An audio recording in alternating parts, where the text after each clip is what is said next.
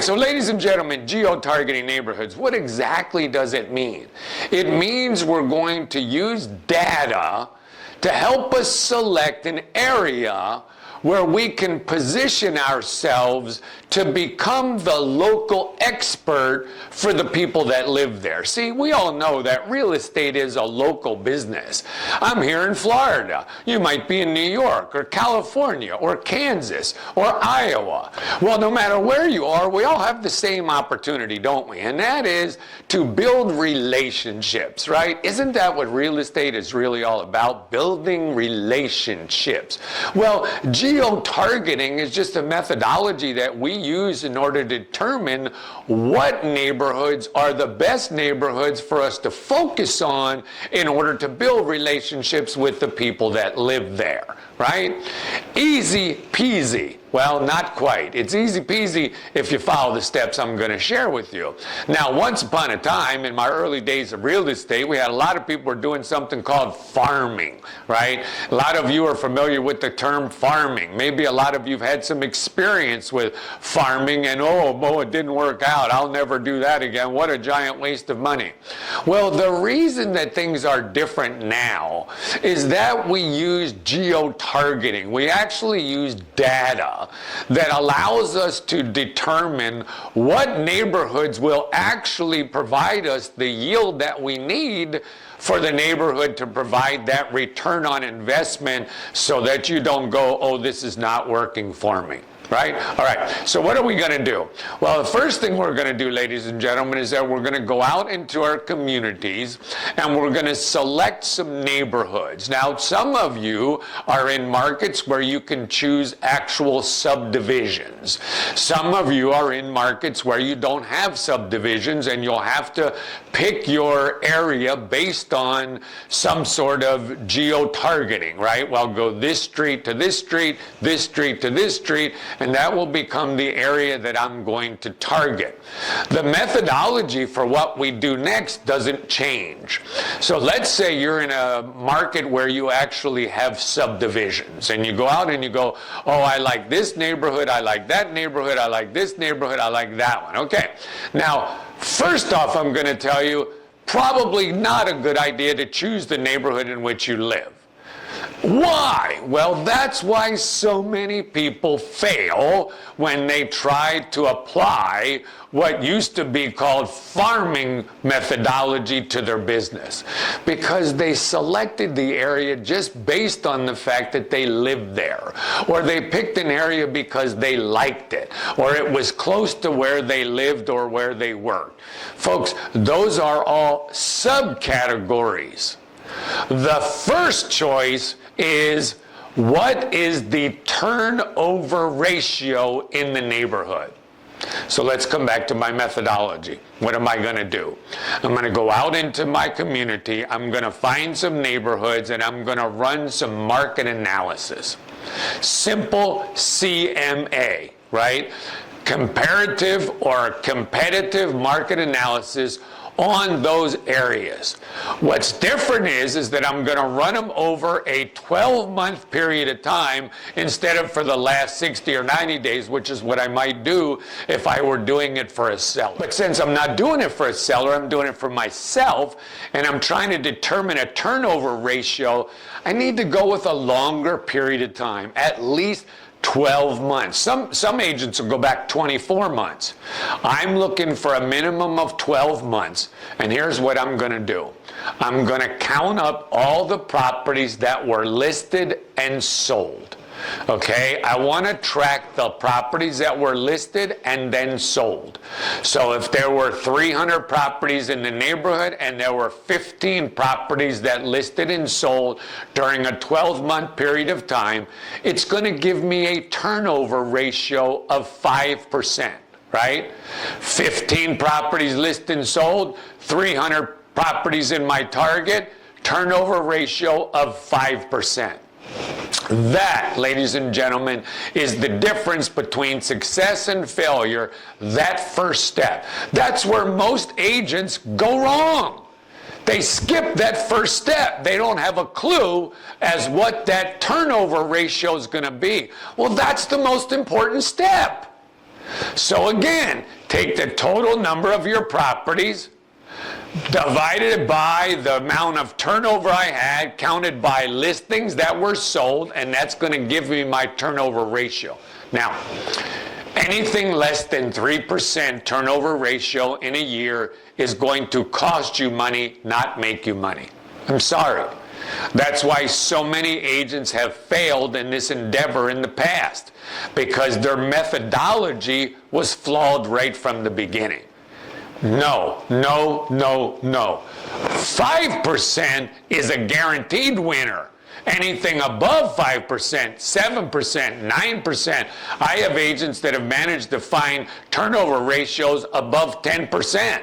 It's like a slot machine that keeps paying off for them.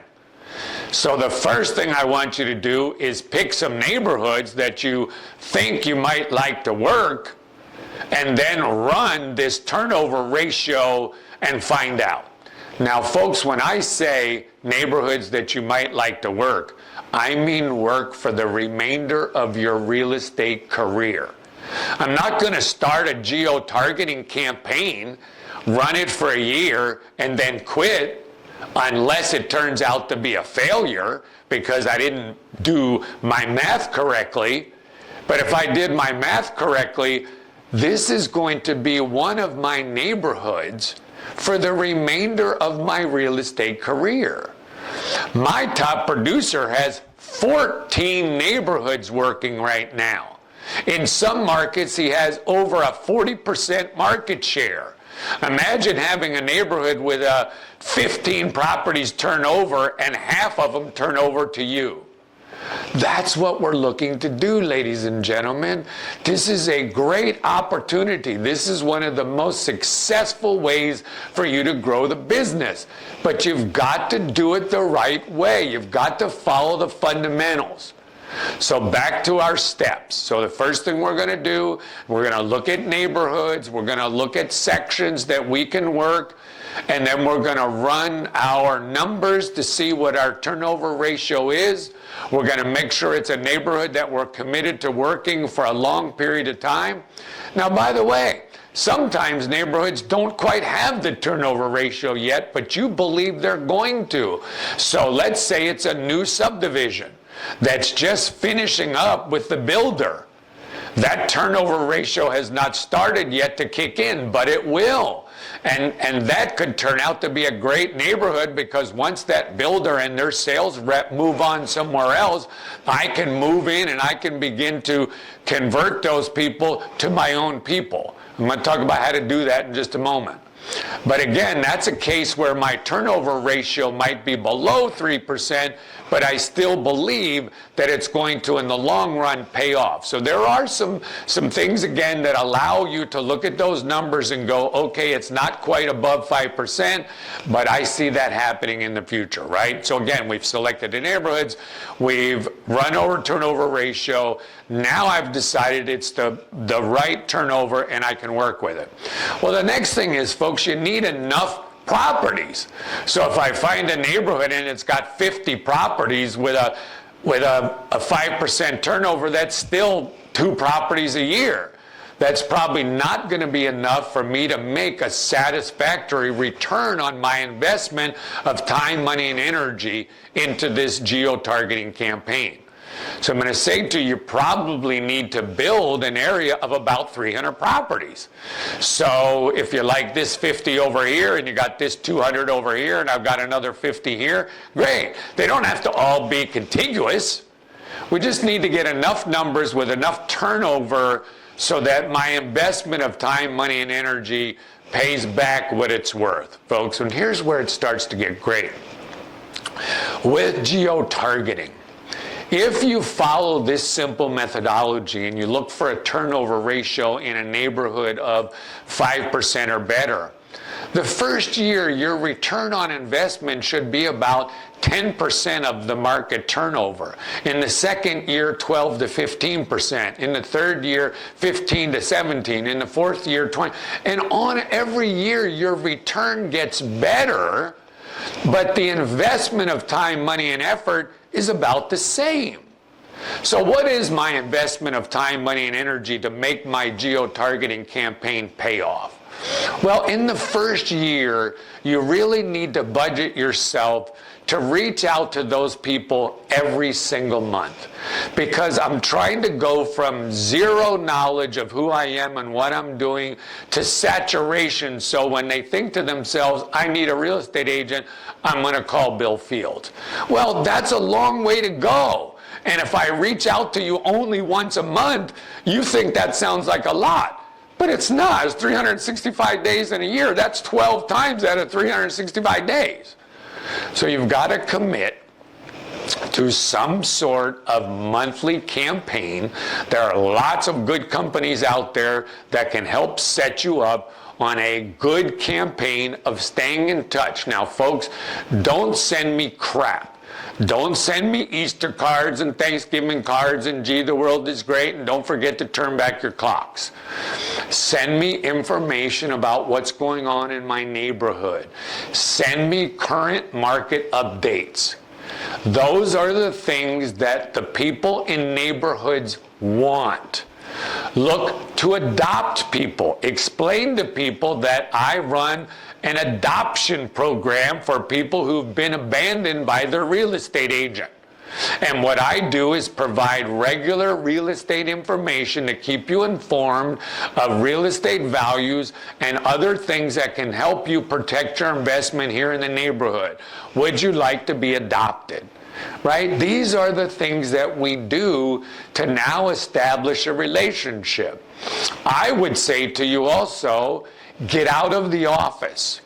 Get into your neighborhoods. Get into these areas. Drive around there on Saturdays and Sundays. Stop and talk to people when you see them out working on their yard. Go up and knock on some doors. Ring some doorbells. Hand out some cards. Have some prizes and some things that you can give people. Refrigerator magnets, whatever it happens to be. But get engaged with the people. Build a relationship, because you know the turnover is going to happen. What we're trying to do is be the agent of choice when that turnover does happen, right? So this is a great methodology, ladies and gentlemen, and all of the top producers who are establishing themselves to be able to do a lot more business in a lot less time and enjoy their life more are using geo-targeting as a methodology in order to help them accomplish that. So I hope you learned some good tips. I really appreciate you being here. If you enjoyed it and you'd like to know when my next tips come out, just simply subscribe. Please feel free to share this with your friends, and I look forward to seeing you back here for my next Bill Fields No BS training tip. Help you make a lot more money in a lot less time. Enjoy your life more. Thanks. See you soon.